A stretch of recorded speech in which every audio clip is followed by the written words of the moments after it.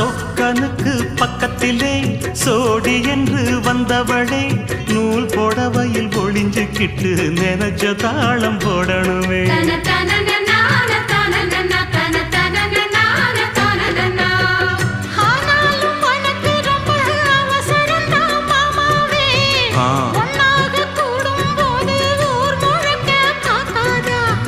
பார்த்தாலும் தவறு இல்ல பனியுறங்கும் ரோசாவே உன்னால சொத்த வச்ச மூக்குலதான் வைக்காத